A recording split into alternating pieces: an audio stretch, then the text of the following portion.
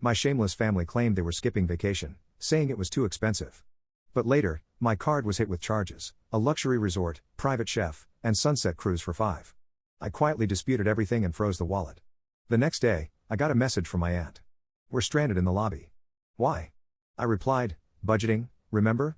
Hours later, my dad sent 13 voicemails. The last one ended in screams. I actually believed them. When my mom said the trip was too expensive this year, I didn't question it. She'd started dropping hints back in March, saying the flights were outrageous and that maybe we'd skip our annual family vacation. My dad added that it just wasn't the right time financially. Emma, my older sister, chimed in, saying she and her boyfriend were trying to save for a car. Alyssa, the youngest, said maybe we could all just hang out at a lake nearby. It sucked, but I didn't push. We've always taken these trips together. Some of my best memories are from those weeks: clumsy snorkeling, bad sunburns, late night drinks on the balcony. I figured this year would just be different, more grown up, less fun. That's life. So, I moved on. Or at least I thought I had. Then, on a Thursday evening, I was at home sorting through some receipts when I noticed something weird. A $3,400 charge from a Hawaiian resort popped up on my credit card app. I stared at it. The name of the place was familiar, one of the nicer hotels I'd actually suggested months ago. My first thought was fraud. My second thought was denial. But then I saw more charges: a $1,200 private chef service, another $1,900 to a yacht company, and multiple smaller ones, all booked within hours of each other. The kicker? The guest name for the resort reservation was my dad's, slightly altered, not stolen, not random, just familiar. I called the credit card company. The rep asked if I'd authorized the charges. I said no. She asked if anyone else might have access. That's when something inside me just clicked. The password on the account was my birthday. I sat there in silence for a while, not even angry, just stunned. They hadn't canceled the trip, they'd canceled me. They wanted the vacation, just not with me. I didn't want to believe it, but there were 5 guests listed in the confirmation email that came with the card statement: my parents, Emma, her boyfriend, and Alyssa. That was it. Everyone but me. I didn't call them. I didn't text. I froze the card, disputed every charge, and flagged the account for fraud. American Express was on it immediately. Apparently, all the spending from a single location raised a red flag. Anyway, the next morning around 7 a.m., I got a message from an unknown number: "We're stranded in the lobby." Why? I stared at it. Then it clicked. The message was from my aunt's phone. My guess? They'd either drained their own phones or were avoiding using them to leave a paper trail. Either way, they were locked out of their resort. The charges didn't go through. No yacht, no chef, no rooms. I typed back, "Budgeting, remember?" Then I turned off my notifications and made coffee. By noon, my voicemail had 13 new messages, all from my dad. The first few were calmly furious. Then they turned emotional, then desperate.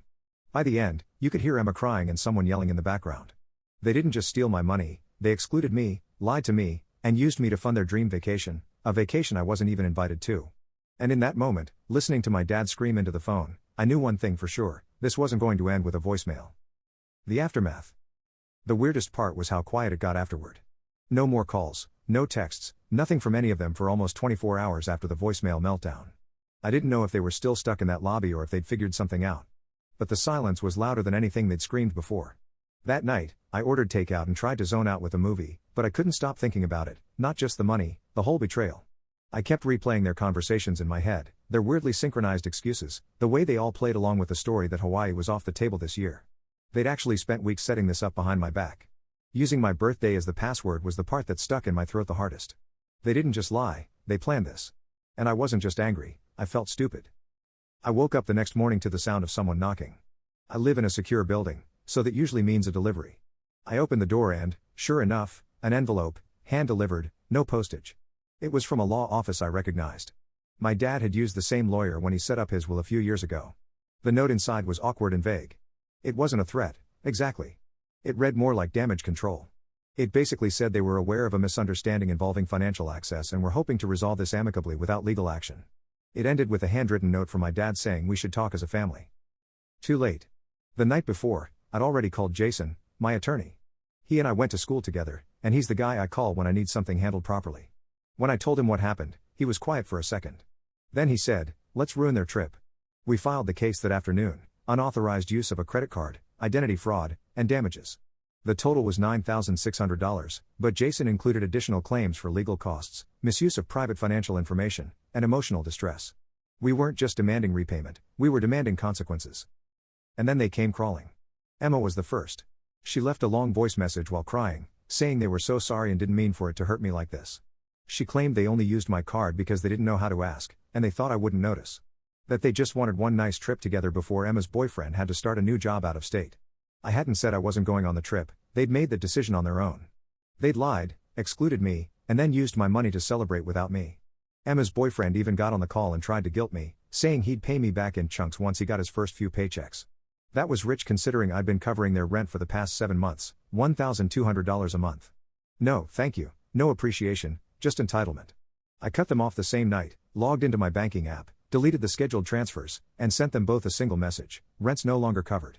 Handle it. Alyssa was next. She sent one word: please.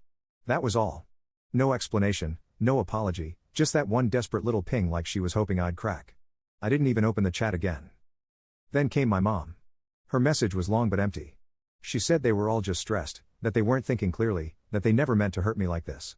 She kept repeating that they just wanted a vacation, like that made it okay, like the word vacation was some kind of moral loophole. She tried to make it sound like it wasn't really theft, like it was a misunderstanding, like maybe deep down I would understand why they did it.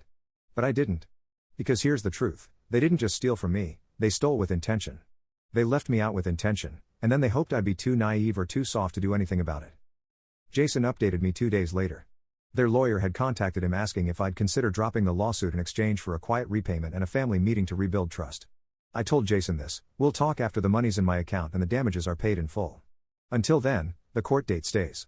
They gambled on me being the nice one, the forgiving one, the easy target, but I'm not the one stranded in a resort lobby wondering how things went so wrong. A week passed. By then, the court paperwork had reached them officially, and I guess reality started to sink in. I got a call from an unknown number I didn't recognize. I let it ring out. Then another. Finally, a message came through. It was my dad. He didn't yell this time. No guilt trip, no rage, just tired, flat words. He said they were back home, that they were sorry, that they didn't expect everything to go so far, that they were working on getting the money together, and wanted to settle things quickly. The same man who screamed at me from a Maui lobby days earlier was now practically whispering through the phone. I didn't respond. I knew exactly what they were doing, trying to talk me down before the court hearing made it all official. I'd already told Jason I wasn't backing off, not unless every dollar showed up, plus the extra we were asking for damages. And even then, I still wasn't sure I wanted anything to do with them anymore. Later that afternoon, Emma texted again. This time, she tried a new angle. She said they'd taken out a personal loan from one of our uncles to repay the amount. She begged me to drop the case, said court would be a disaster for the family, said it was already tearing everyone apart. But no one seemed worried about the family when they were sipping cocktails on a balcony I paid for, when they booked a private sunset cruise under my name and posed for smiling selfies they didn't think I'd ever see. Emma ended the message by asking if I could restart her rent payments just for one more month, just until she got back on her feet. I didn't answer. Instead, I messaged the leasing office of her building and her boyfriends and told them I'd no longer be listed as an emergency guarantor. I'd been paying for them like clockwork every month while they shopped, ate out, and planned a Hawaiian heist behind my back. That stopped now. All of it. Then came Alyssa. She was quieter than the others through all of this, never really confrontational. She finally reached out and said she'd do whatever it takes to make it up to me. She said they'd all made a horrible mistake and that they were scared. Scared of what this would do to our family long term. I wanted to believe her, but the truth is they weren't scared until they got caught, until the free ride came to a hard stop. Jason called me that Friday. He said the family's lawyer had sent over a draft agreement offering full repayment within 30 days, plus an additional $3,000 to resolve emotional distress and avoid court. The money apparently was coming from a relative, not from my parents. They were borrowing it to stay out of court. I told him fine, but the agreement would include one more clause: no contact. After the money was paid, I didn't want to hear from them, no calls, no messages, no fake reconciliations, just silence. I signed the document that afternoon. They had 30 days to pay in full. No delays, no excuses. And even though I technically won, it didn't feel like a victory. It felt like walking away from something rotten that had finally fallen apart. They used me, lied to me, mocked me behind my back, and now they were doing everything they could to avoid losing the one thing that actually mattered to them. Not me, not the relationship, just the money. The finality.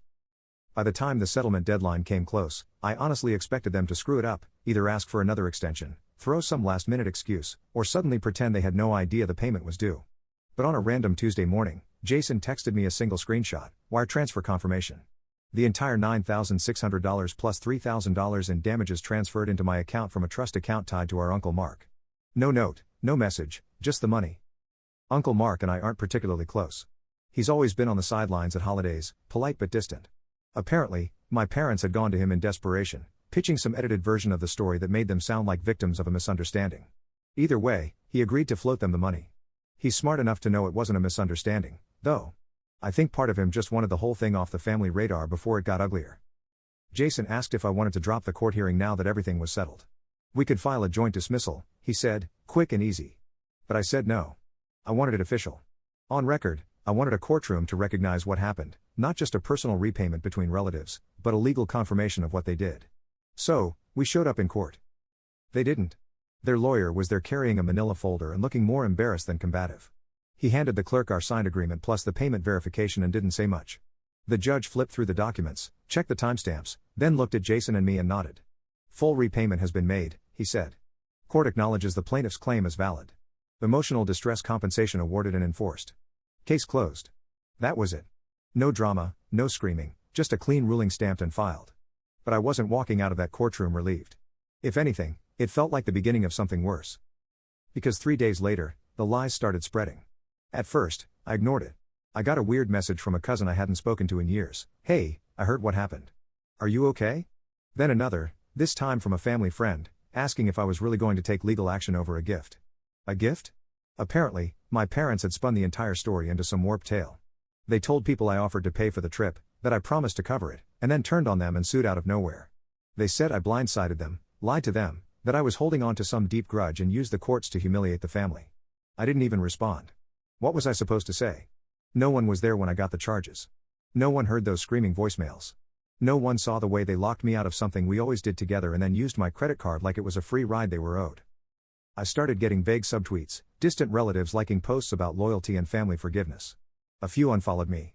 One aunt blocked me after I refused to explain my side of the story. They didn't want the truth.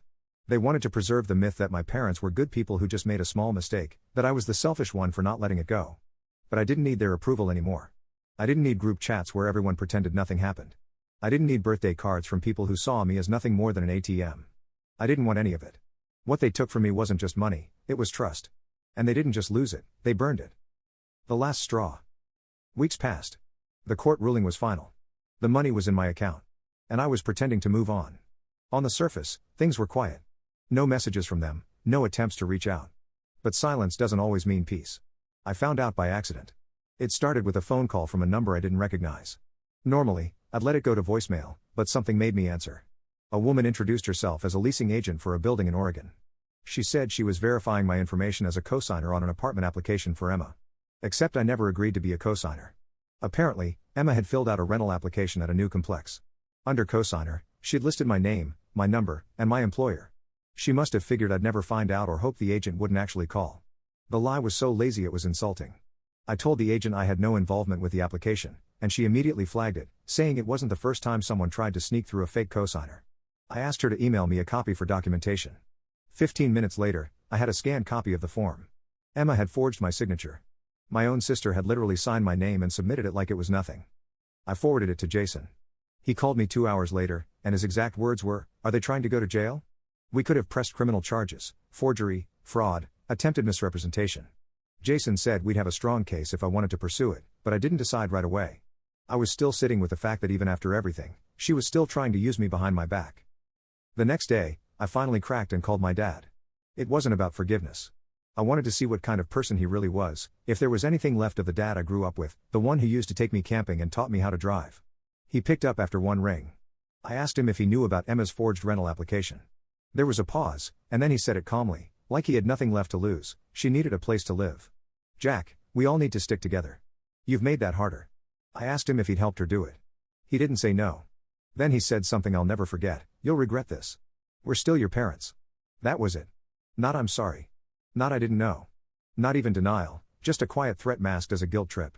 After we hung up, I forwarded everything, the rental application, the forged signature, my call notes, to Jason. This time, I told him we pursue charges if anything like this happened again. I also contacted Emma's leasing office directly and informed them of the forgery. They thanked me and told me the application was being denied and flagged across their partner properties. I didn't feel guilty. I felt done. Then something strange happened. About a week later, I got a letter in the mail. Real paper, no return address. Inside was a typed message: "You think this ends in court? You think family forgets? You've made enemies of blood." It didn't say who it was from, but I had a pretty good idea. I gave the letter to Jason. He advised I install a security system and start keeping a record of any further threats. He also said I should seriously consider a restraining order if anything escalated. This was no longer about a vacation or money.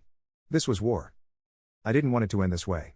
Even after everything, the theft, the lying, the forged rental application, I kept thinking there might be some line they wouldn't cross, some instinct that would stop them from burning it all down completely. But whatever line I imagined was long gone. After that anonymous letter showed up, things got colder and more invasive. Over the next 2 weeks, 3 more relatives blocked me. My cousin Rachel, who I used to talk to weekly, unfollowed me and then posted some cryptic status about family betraying family for clout. Someone was feeding them lies, carefully packaged, manipulative garbage. It wasn't just that they were lying, it was how strategic they were being. My dad was calling cousins in Texas, telling them I sued the family out of spite. My mom reached out to my old high school friend's mom apparently to ask for prayers about her broken son. Emma went on social media and posted a black and white photo of our family at a barbecue, captioned, "Some things are broken forever." They were turning me into a villain, and I wasn't even in the room. The final straw came from Alyssa. I thought maybe she'd stayed out of the worst of it. She wasn't part of the rental fraud, hadn't been vocal in the smear campaign, and had even sent me that one-word message weeks ago, "Please." But then I got tagged in an Instagram story by someone I didn't follow. It was a screenshot of a group chat where Alyssa was laughing with her friends, mocking me for lawyering up like I was in a movie. She called me a drama queen, said I was obsessed with being the victim, claimed I'd always been the family's weird kid with a hero complex. It was her real name, her real account. No shame. I didn't even get angry. I just felt something inside me collapse in a way that couldn't be fixed. That night, I blocked all of them, every number, every social media handle. I changed my email. I contacted my building and asked them to deny any packages not under my name. I removed every trace of them from my life. And then I sent one message to the family group chat, the last message I will ever send them: "This is goodbye." Not because of the money.